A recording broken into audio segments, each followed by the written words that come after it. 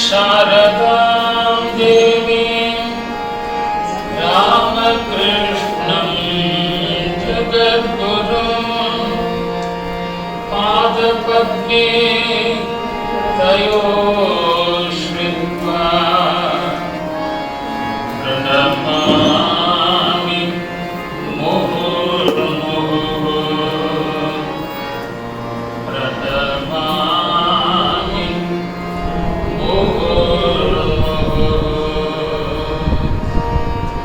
नमः श्रीयतिराजाय ओम गणेश रक्ष मां। ओम गणेश रक्ष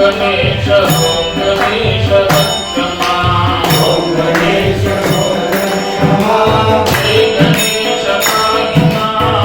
ओम गणेश रक्ष मां। जय गणेश पाहि मां। ओम गणेश रक्ष मां। जय गणेश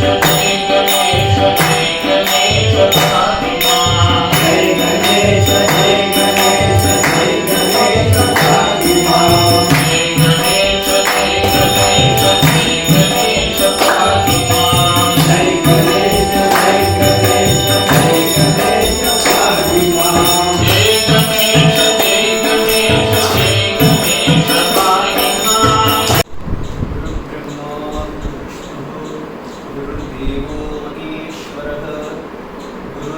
परं ब्रह्म तस्मै श्री गुरवे नमः।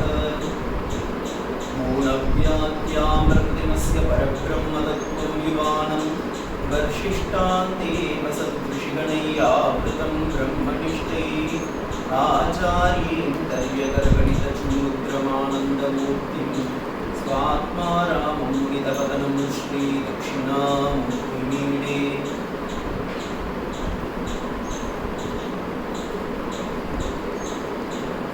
இருக்கக்கூடிய யுத்தத்துறைகள் இருவருக்கும் என்னுடைய சாஷ்டாங்க பிரணாமங்கள்.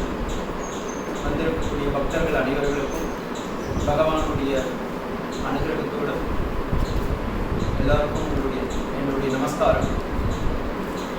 இன்னைக்கு நாம சங்கீர்த்தனம் அதோடைய மகிமை என்ன அப்படின்றது நம்ம ஓரளவுக்கு அடியனுக்கு தெரிஞ்ச அளவுக்கு சொல்லலாம் அப்படின்னு சொல்லிட்டு சுவாமிஜி சொன்னார்.